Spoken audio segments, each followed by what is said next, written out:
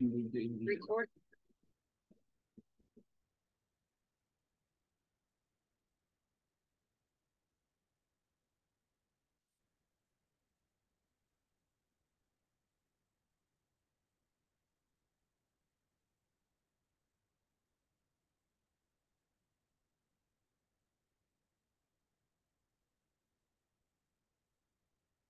Okay.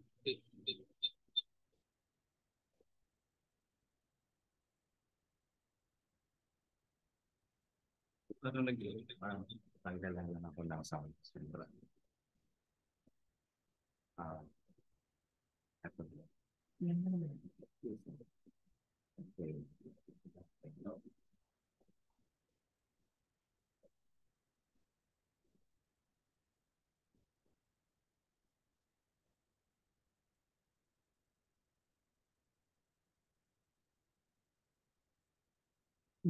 Okay.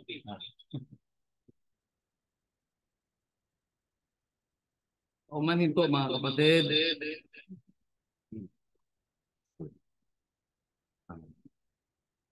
Sige, bawasan mo lang talaga pa.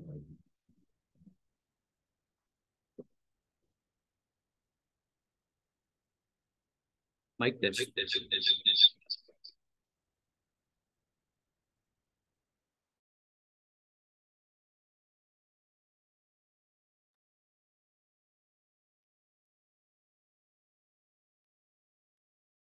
Mic test.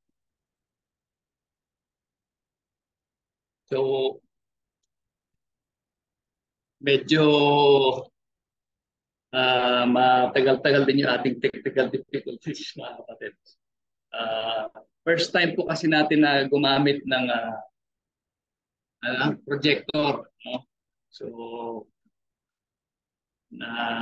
medyo na antala po yung ating pag-set up at yung pag-start po natin. But anyway, tayo po ay magpapatuloy doon po sa ating ginagawang lesson. Ito po ang lesson number 2 doon po sa ating inumpisang pag-aaral ng last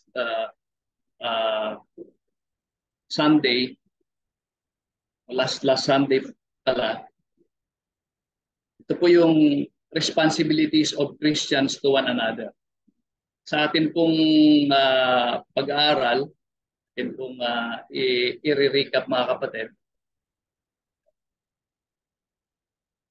Ayan. Ang binasa po natin yung nasa Romans chapter 12 verse 5 na kung saan tinuturo po ni Apostol Pablo na collectively ang bawat isa sa atin, we compose the body of Christ or the church. But individually, we are members of one another. Ganun po yung pagkakasabi doon sa Romans chapter 12 verse. So, tayo daw po, no, ay miyembro ng bawat isa.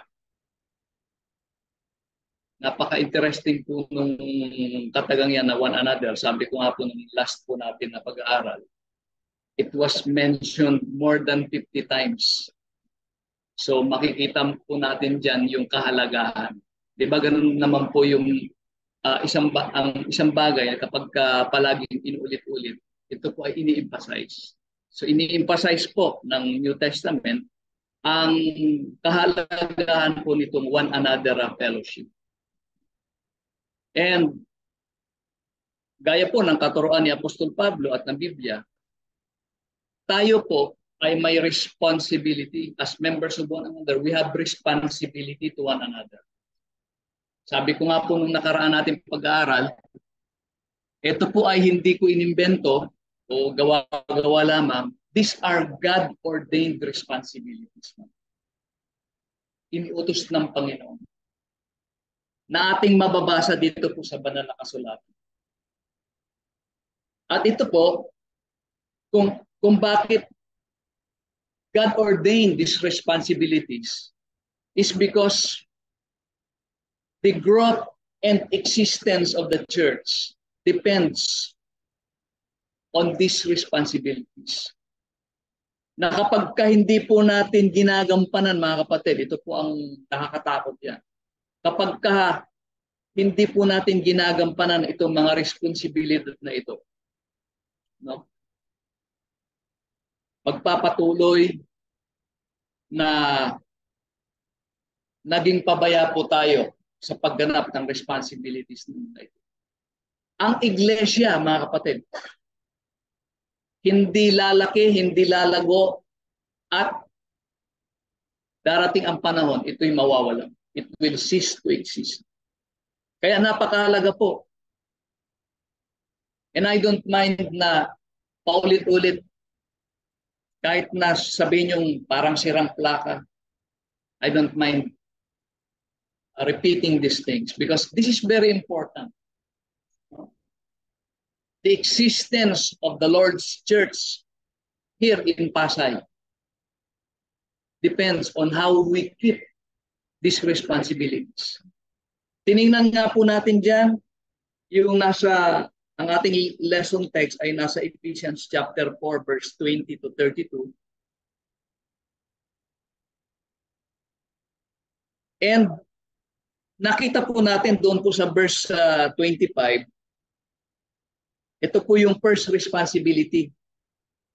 Ito po yung speaking the truth with one another. Speak the truth. Ang Kristiyano pala, hindi lamang yung itatakwil mo yung kasinungalingan.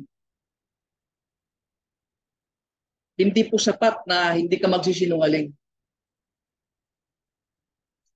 But you speak the truth to one another. And then yung pangalawa, which we dwell on extensively, mga kapatid. No? Diyan po tayo tumagal eh. Yung sharing.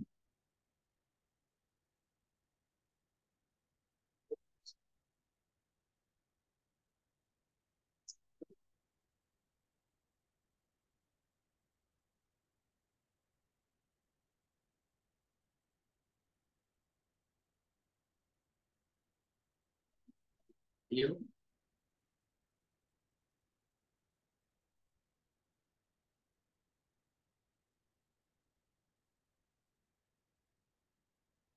Yun.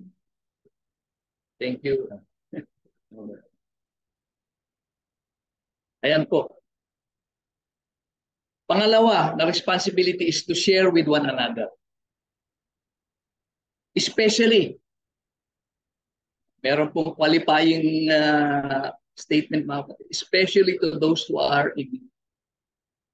And we read that in Ephesians chapter 4, verse 28. Ang mga nagnanakaw ay wag na magnakaw pa, pagkus magpagal, na igawa ang kanyang mga kamay ng mabuting bagay upang sila ay may maibigay sa nangangailangan.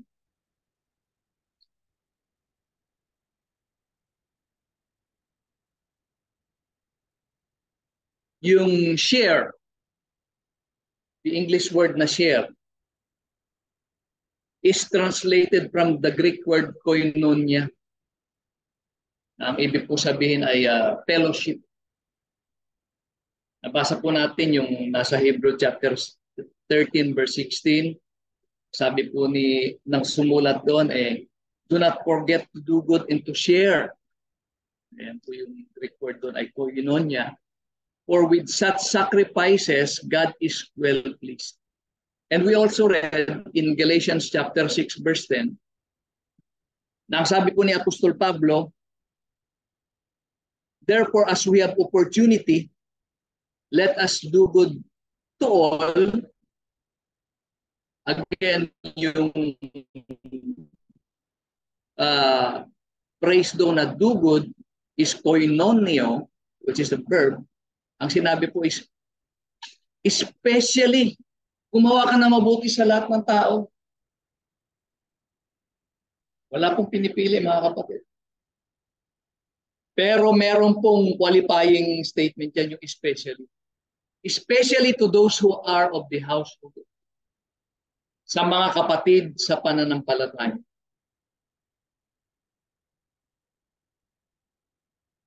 At nakita naman po natin, we read in Acts chapter 2 verse 42. na doon po sa Jerusalem, sa pagpapanimula ng iglesia, sabi po doon sa verse 42, and they continued steadfastly in the apostles' doctrine and fellowship, yung kanilang pagsasama-sama. At kung inyo pong babasahin hanggang po sa mga susunod na chapter dito po sa Book of Acts, which we read in Acts chapter 4, sharing talaga mga kapatid. Sapagkat yung mga walang makain na kapatid, para mapakain po ng mga taga nandun sa Jerusalem, eh sila po ay nagbenta ng kanilang mga ari-arian para po merong ma-share. They had all things in common, sabi po doon sa verse 32.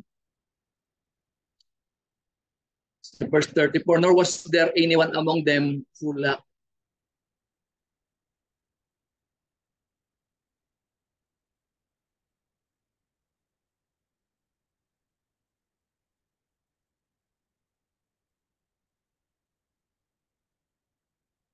Paano palitin yung ano na yan. Anyway, we are still doing a recap of our previous lesson.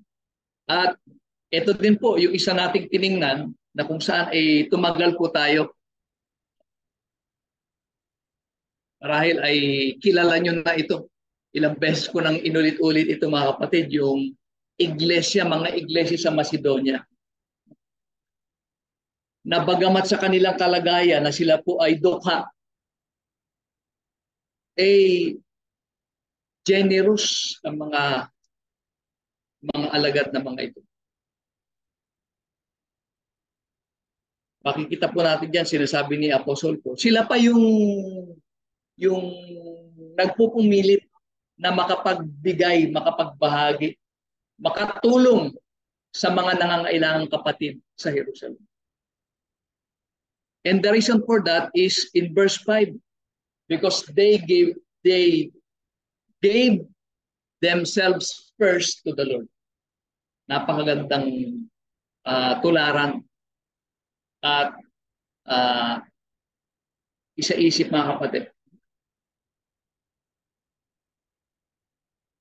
Yun pala yung kanilang sikreto, bakit sila mapagbigay. Kasi inuna nilang ibigay ang kanilang mga sarili sa Panginoon.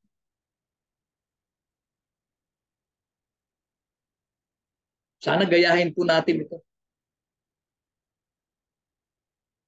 And then in 1 John chapter 3 verse 16 to 18, tinignan naman po natin yung sinasabi doon ni Apostol Juan na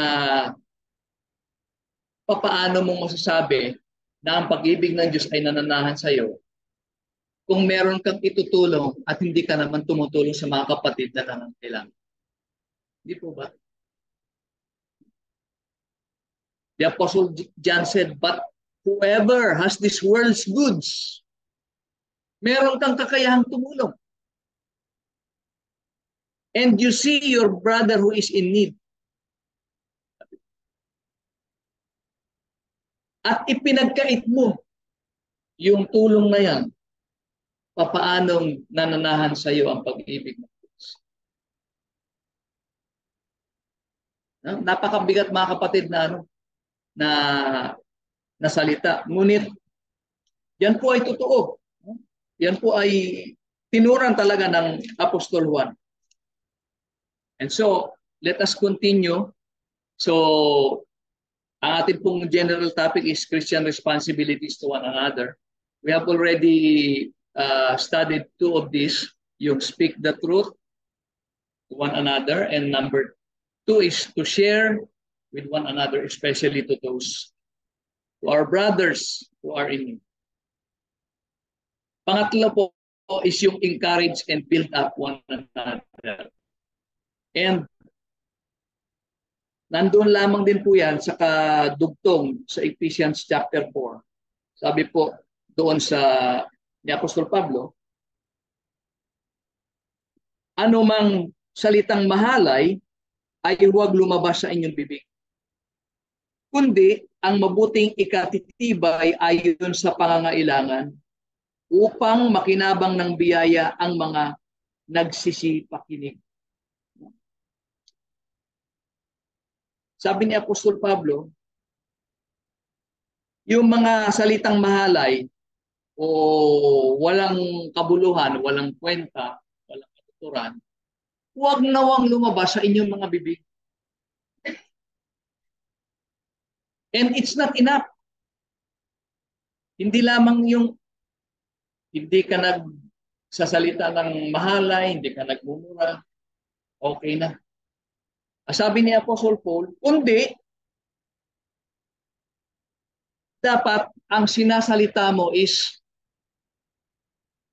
words that encourage and build up one another. Mga salitang nagpapatibay, nagpapalakas ng pananampalataya ng bawat isa. That it may benefit, sabi ni Apostle Paul. May pakinabang.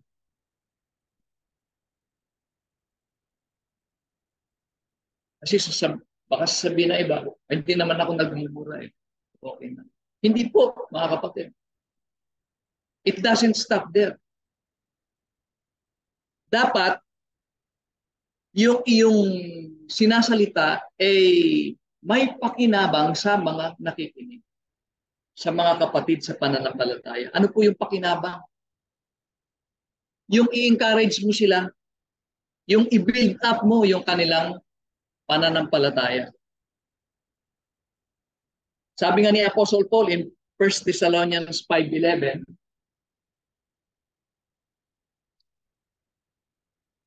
maliwanag po yung pagkakasabi dito. Unang Thessalonica 5, talatang 11, sabi niya, dahil dito, kayo'y magpangaralan at magpatibayan sa isa't isa sa inyo, gaya ng inyong ginagawa. Therefore, encourage one another and build each other up. Alam po niyo yung konteksto nito mga kapatid, kung niyo kung babasahin doon sa verse 1, itong chapter 5. Ang pinag-uusapan po dito yung pagbabalik ng Panginoon. Sabi doon sa verse 2, sapagkat kayo rin ang mga lubos na nakakaalam na ang pagdating ng kaarawan ng Panginoon ay gaya ng magnanakaw sa gabi.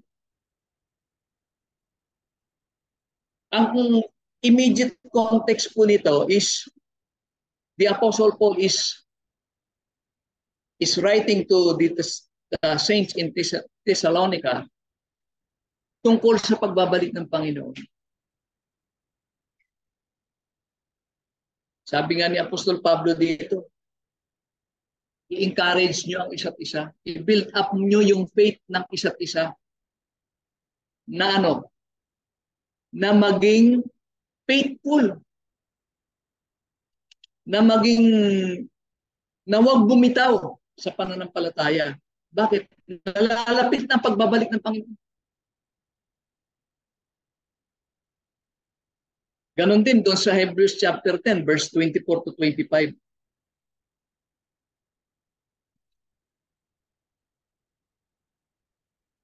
Ito, madalas na basahin po ito natin.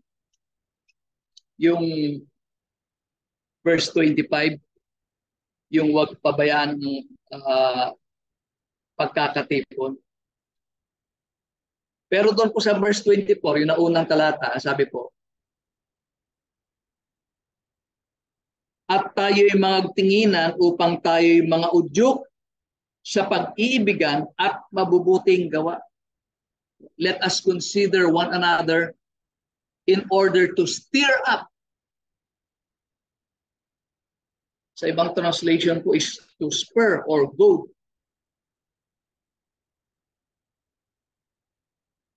Unto love and good works. Not forsaking the assembling of ourselves together, as is the manner of some, but exhorting one another or encouraging one another. Bakit? Sabi niya, and so much the more as you see the day approaching.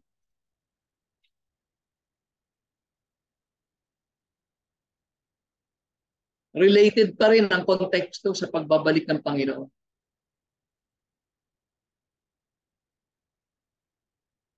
Eh nung sinulat ko ito ni Apostol Pablo, or yung writer po ng Hebrews na ito, eh, it is during the first century. Eh ano na ngayon? Year 2023.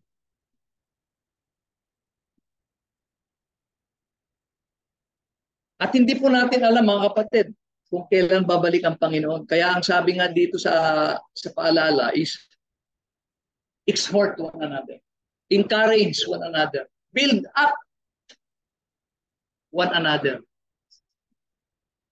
Magpatibayan tayo ng pananampalataya.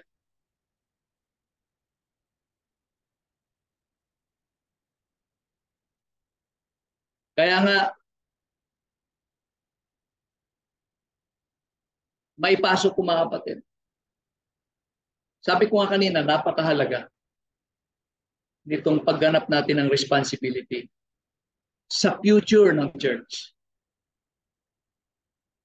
Gaya nung yung paborito ni kapatid na Sanbar na tagline niya, yung real talk. Real talk. Real talk po tayo. Yung ating pagtitipon, nabanggit dito sa Hebrews chapter 10, verse 25, mga kapatid. Huwag anyang, sabi po, pabayaan. Huwag ninyong pabayaan ang inyong pagkakatipon. Ito po, yung ating face-to-face na pagtitipon. Napakahalaga mga kapatid. Napakahalaga. Yung ginagawa natin na ngayon, ang ginagawa po natin is hybrid. Merong face-to-face po tayo, meron din po tayong online o yung virtual. Pero nung pandemya, ginawa po natin itong online na virtual. Sapagkat imposible po at during that time na tayo po ay mag face-to-face. Kasagsagan po yun ng pandemya. Pero ngayon po mga kapatid na halos wala nang ano. Nilip na nga yung ano ng Pangulo eh. Yung emergency ba yun? No? So meron na ka ng option kung magsuot ka ng mask o hindi. Marami na hindi nagsusuot ng mask eh. Sa amin sa opisina, kami na lang siguro ni Marit yung nagsusuot ng mask eh. Pero it's our choice. No? What I'm trying to say here, mga kapatid, is yung ginawa nating virtual na worship during the pandemic is for us to meet a need. Need po natin magtitipon, magsamba. Pero hindi po posible, kaya po virtual tayo. Pero ngayon po, na po pwede na tayo magtipon-tipon face-to-face. Sana naman po, kung kaya nating umattend sa atin pong face-to-face, ay atin pong inaanyayahan, mga kapatid po natin, na let us practice or let us come here para po sa ating face-to-face na pagtitipon.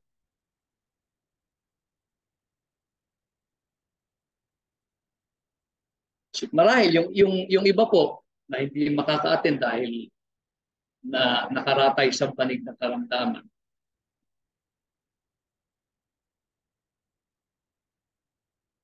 Pwede po yun.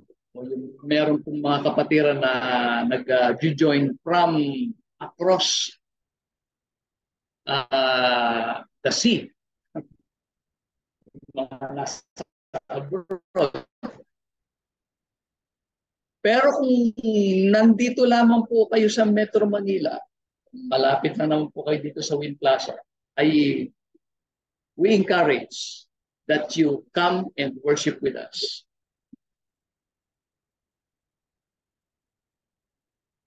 Meron po akong analogy na ginamit dito dati mga kapatid ng aking tinuro way back in 2017.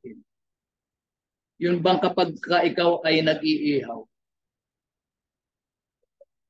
subukan po ninyo kung kayo po ay nag-iihaw ng halimbawa, liempo o isda. Kumuha po kayo ng isang uling at inyo pong ihiwalay, ilayo. Mamamatay po, mawawalan po ng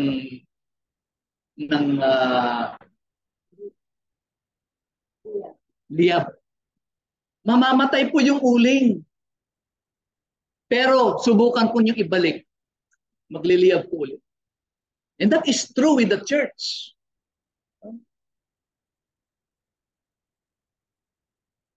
Kaya po, mas maganda yung pagtitipon na face-to-face para yung bang we can encourage o pwede naman din po natin ma-encourage at ma-build up ang isa't isa sa pamamagitan po ng teknolohiya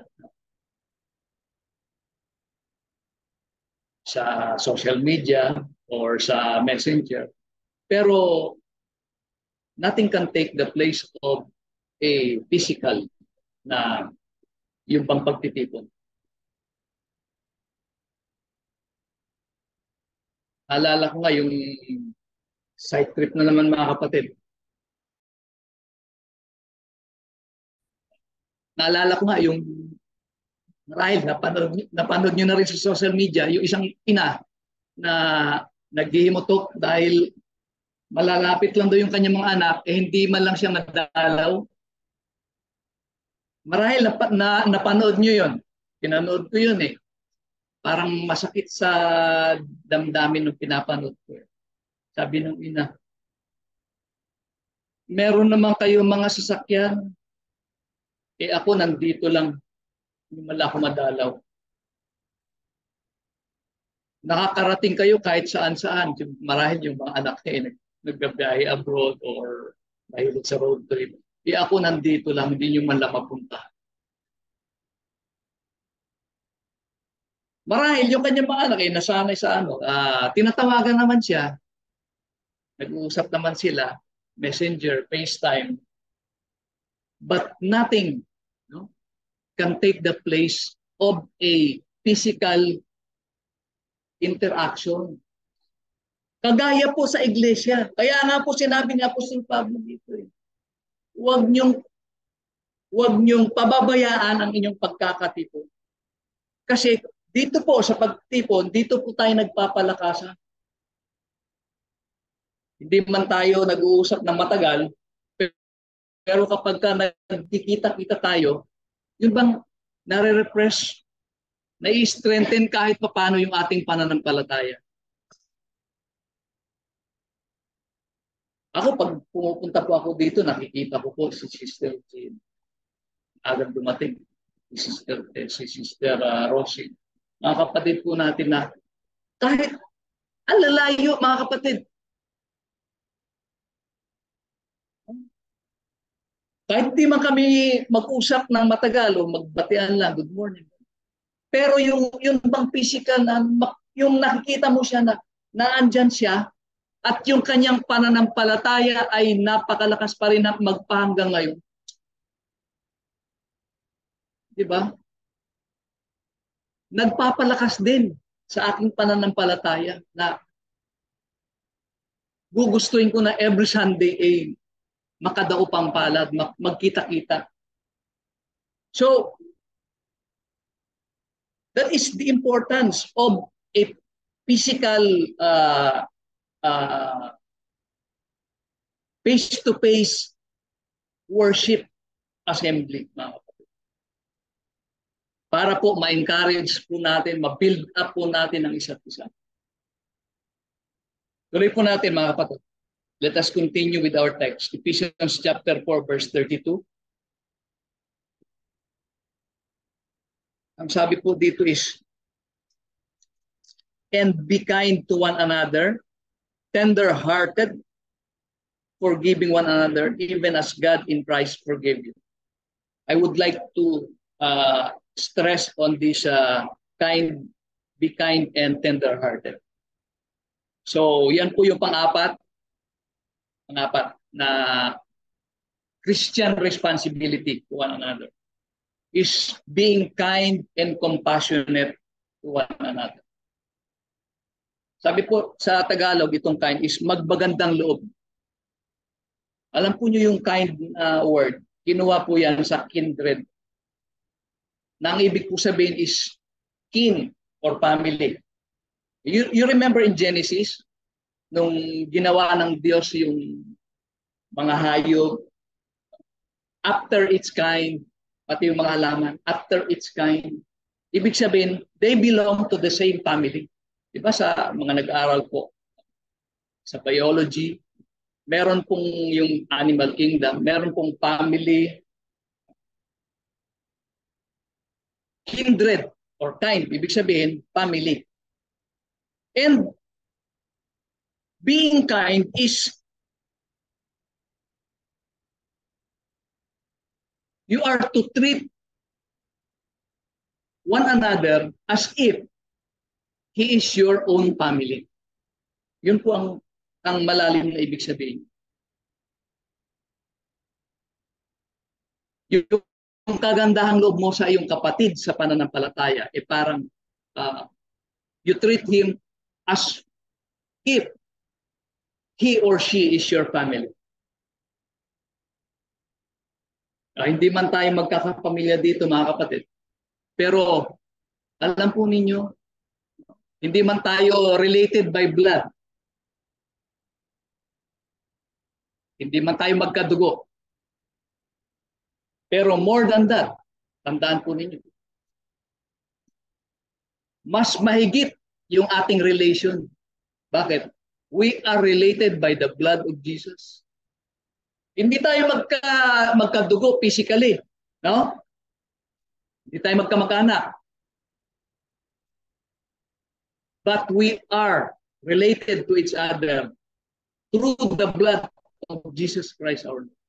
Mas matindi yun. In a literal or physical sense, we are not relative. We are not related by blood. But in the spiritual sense, we are related through what? Through the blood of Jesus Christ. Sa tingin ko po, mas matindi po yun, mas mabigat po yun. Kaya dapat ang turingan natin, mas higit pa kaysa sa pamilya na physical or literal na pamilya.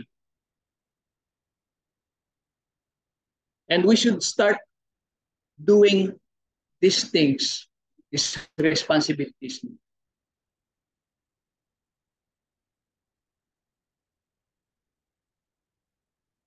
Compassionate po, ang ibig po sabihin is mahabagin. Tinignan ko po sa Google. Yung kind, synonym niya, compassionate. They are synonymous. Almost the same. Ang meaning po ng compassionate is to feel deep sympathy and sorrow for another who is stricken by misfortune, accompanied by a strong desire to alleviate the suffering. Hindi lang yung nakaramdam ka ng, kumbaga, naawa ka. Itong being compassionate is more than that, mga kapatid. Ito po yung hindi lang awa, kundi meron kang marubdob na hangarin o damdamin para tulungan o maibsan yung paghihirap.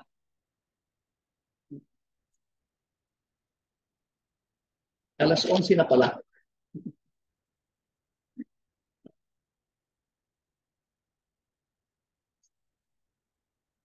Maybe I will stop with this number for responsibility. Akin lamang pong dahan-dahang i-wrap up yung ating lesson. So, Being kind and compassionate, yun bang kagaya nung nangyari sa ating kapatid na Bert. Alam naman po natin, kamamatay lang ni Brother Bert. Naramdaman din natin yung lungkot. Kung paano nalungkot yung kanyang pamilya, yung naramdaman nilang uh, pain.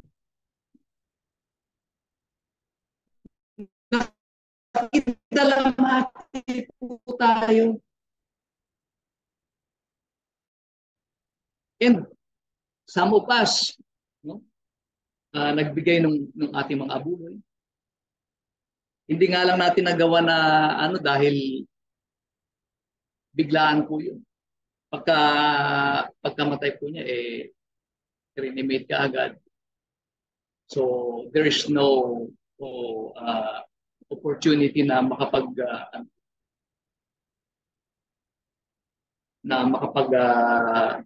conduct ng service dun sa bahay. But pumunta po kami doon and we prayed with them.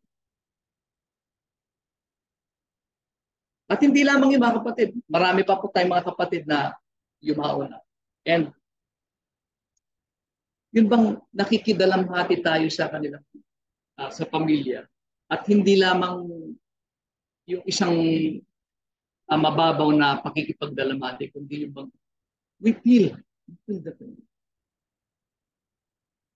Ganun din, nung namatay si Brother Jay. Naramdaman natin yung lungkot, yung sakit. And that is how we, in the family of God, treat each other, yung pagiging kind and compassionate sa isa't isa. Sabi nga ni Apostle Paul sa Romans 12:15, rejoice with those who rejoice. Kung masaya yung ating kapatid, tayo ay masaya din. No? We feel their happiness, their triumphs. And doon po sa mga kapatid natin na nagdadalamhati, we weep with them. Rejoice with those who rejoice and weep with those who weep. And in 1 Corinthians chapter 12, verse 25, sabi ni Apostle Paul, so that there should be no division in the body. Tayo po ay katawan ni Kristo. And individually, we are parts of that body. But that its part, sabi ni Apostle Paul, in this verse, should have equal concern. Kita po niyo yung word concern. Sa ibang translation po is care. Its part should have equal care or concern for each other. Hindi po yung ang concern mo lang is yung sarili mo. Ang concern mo lang yung pamilya mo. We should have equal care and concern for one another. Utos po yan, mga kapatid. And we should strive na gampanan yung mga utos na yan. Hindi ko po itutuloy yung mga susunod na mga slides, but we will continue that in our next lesson since it's already 11:05.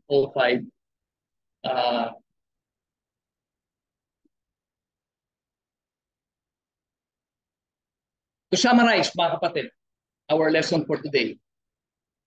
Nakita po natin na we have learned about the Christian responsibilities to one another. That we have to speak the truth to one another. We have to share with one another, especially doon po sa mga kapatid natin na nangangailangan. Number 3 is we need to encourage and build up